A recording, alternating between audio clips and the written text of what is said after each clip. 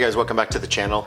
Today we're going to just go over how to disassemble the Sig Cross and replace the barrel, and this is going to be including removing and replacing the extension onto the new barrel and how to headspace. Full disclaimer, I already disassembled this. First thing, I always remove the bolt because even if there is a cartridge in the chamber, it cannot fire without the bolt. Then I take off the optic. Here you'll see the tools that you're going to need for eventual complete disassembly, and I'll get into this and this later, as well as the AR wrench. But you definitely need a barrel vise. For bits, you're going to need a T25 and a T15. That's pretty much it, other than the tools that I just removed out of the way there. So to start with, we're going to start with the T25, and again, I only have these hand tight because I already disassembled this and didn't capture it. 1, 2, 3, 4 screws up top. Pull that off. Your screws can stay there, your bolts, whatever you want to call them. Special note, there is a very small screw and pin, spring and pin right here. I grabbed the spring first. It is tiny, and I set that where it's not going to get touched, and then I'll raise the bolt latch up just a little bit, and I'll pull that pin. That pin is hollow on one end, or has a hole through the one end. That's where that spring goes. From there, I need to remove the handguard. Super simple, you switch over to your T15. There's 2 here, and then 2 at opposing angles here. It's for a total of 6 little screws, and they are very shallow, as you can see there. They're not long at all. Start a pile back there. I've taken this apart numerous times. The only thing that you really have to worry about on this is over torquing, because it's just got brass bits that are built into the receiver, and if you screw those up, you are going to be up a creek without a paddle. There's a TV show called Schitt's Creek. That's about where that up a creek without a paddle would take you. And then I've got 2. I'm just going to flip it over so I can see it better. And I've got 2 right here. Last one here. As you can see, this really doesn't take very long, and if they were tight, it would barely take any longer at all. Remove the handguard as you drag it across all the metal parts on here. Set that to the side, as I will be using that again. And this brings us to the meat of how this is assembled. Your barrel is on here almost just like an AR. There is a receiver on the inside of here that is attached to the barrel with this bolt, screw, something, not really sure what it's called. And then here is just like an AR castle nut. And as such, it takes an AR tool. You see the teeth on there? That's the kind that you need. As again, I've told you, it's hand tight. You would want to put this in a vise and do all that stuff. You're going to loosen it just like you would an AR, and then you're going to unscrew it. That's going to come off. Again, set all your parts in the same bins, same spot, whatever you got to do. If you'll see here, there's a pin just like in an AR that goes into the receiver, and then you can just pull this out. There, as you can see where that pin goes. So now how the heck do we get this off, this extension off? Well, it's almost just like a castle nut, but I'll call it the extension nut, I suppose, from here on out. This will not work with this wrench, so that needs to be placed out of the way.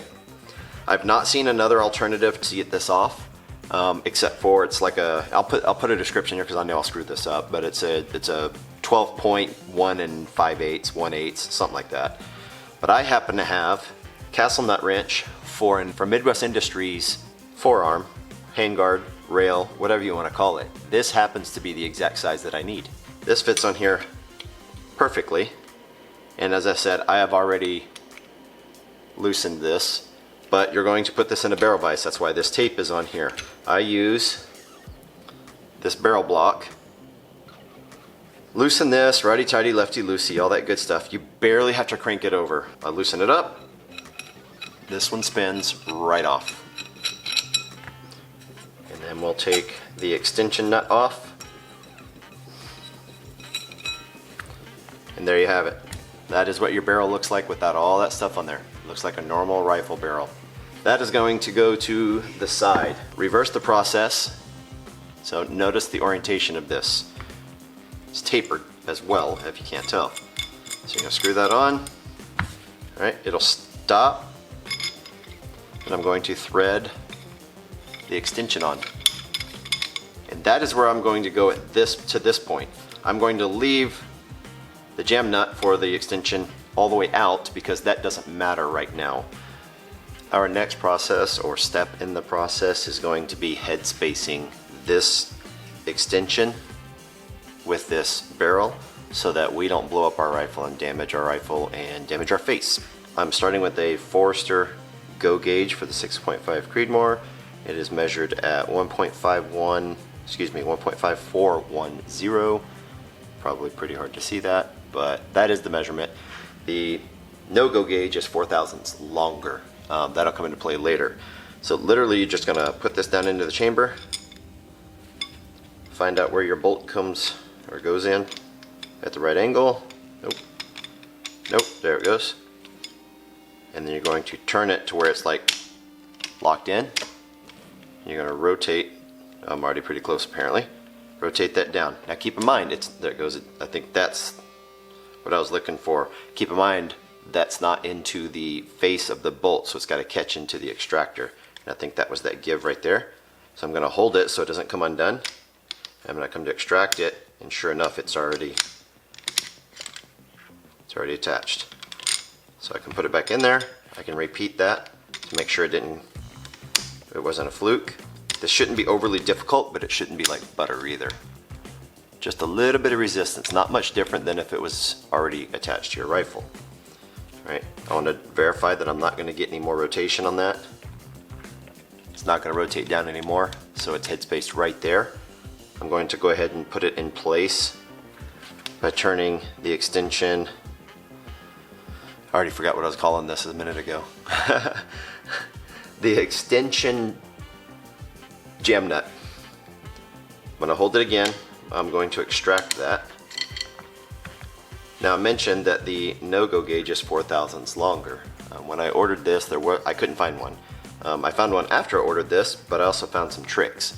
So this next part is a at your own risk, I don't recommend it sort of deal. And so what I have done is scoured the interwebs and found out 2 layers of most Scotch tape make up that 0.004 difference. This is why I don't recommend it to you. I recommend going and getting a no-go gauge. So anything past this point that you do any different, point is on you. But I'm going to put my pre-measured tape back on here. So what I'm doing is I'm extending the length of this so that when I put it in the chamber, it's too long to actually chamber with using the bolt. So same process, put this back inside, line it up. It should not chamber, and it does not. Alright, so if you can see here, that's where I need it to cam over, and it won't do it. It's really as simple as that. And then I want to verify again. So take my tape off. I want to verify one more time on the go portion of this. There we go, done. So now what I'm going to do, I'm bring you over to the vise and get this jam nut tightened down to the recommended torque from Sig. So as stated before, during this step, I've got the barrel clamped down in the block in the vise. It is secured to the table. This jam nut needs to be taken up and put at 50 foot-pounds against this extension. I will be using my handy dandy torque wrench and the Midwest Industries tool here. It needs to be turned this way. It is set at 50 foot-pounds, and I'm hoping that everything, so the barrel's moving a little bit inside the vise.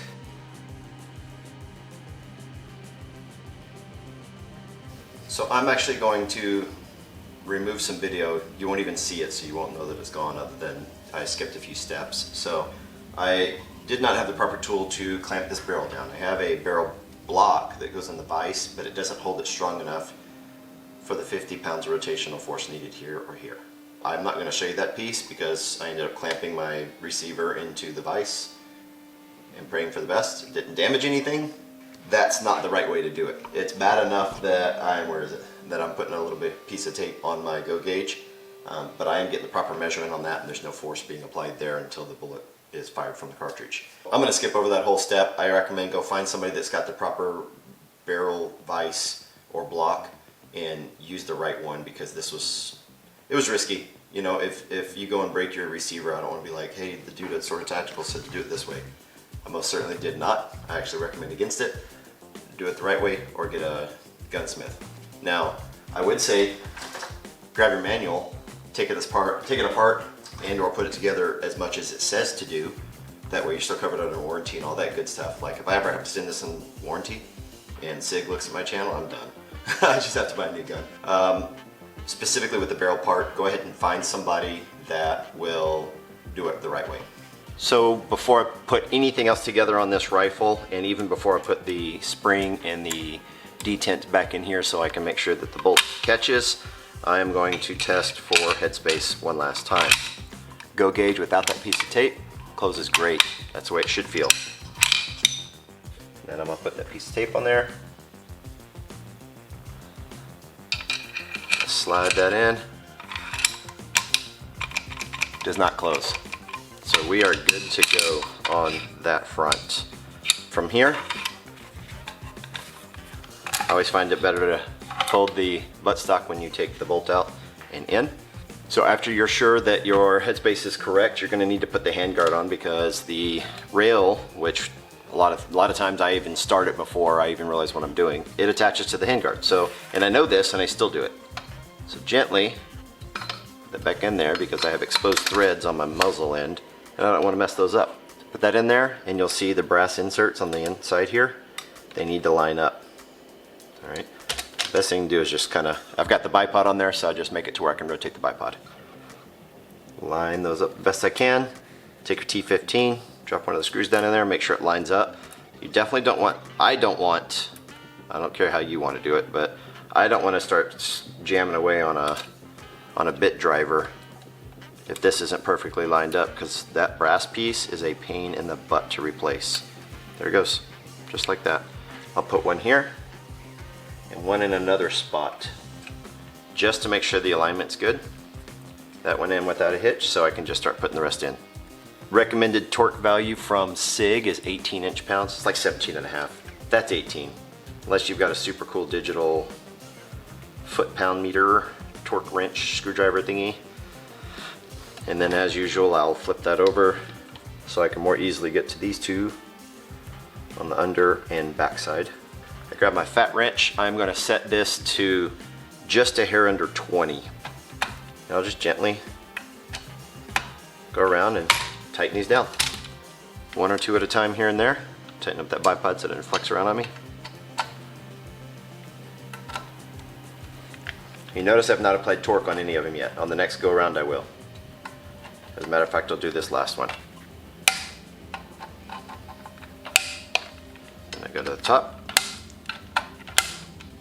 I don't know that there's any special order that you have to do that in. It doesn't say anything in the manual, and to me it doesn't make much sense to worry about it too much. That's it. Those are done.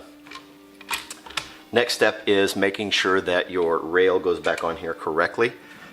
First step is make sure you found your capture pin and the spring that goes in it. Set the spring down. The ridges in this capture pin are going to go into the fork right there. So you actually have to insert it a little bit, grab it with the fork as it goes in, and it'll stay. It's not really that difficult, but it's easy to lose things. Now I'm going to go up under and hold it, because one of these days I'm going to learn. And see, that's all it took for the spring to fall out. Just touching it. There we go. So I'm not going to touch that again. Next thing I'm going to do, this rail is going to go on. I'm going to turn it upside down. You see it's just like a scope base that you would clamp on.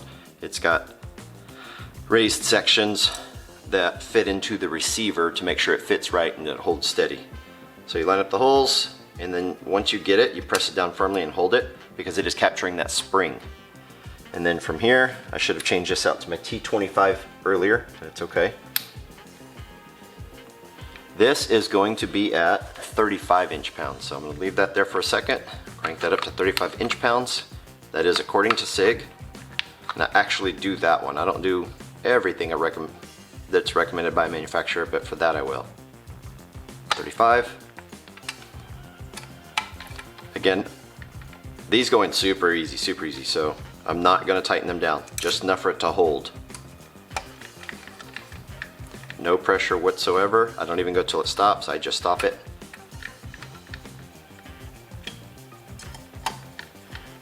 Do all 4 of them before you do anything else. And then now I can put a little bit more torque on this.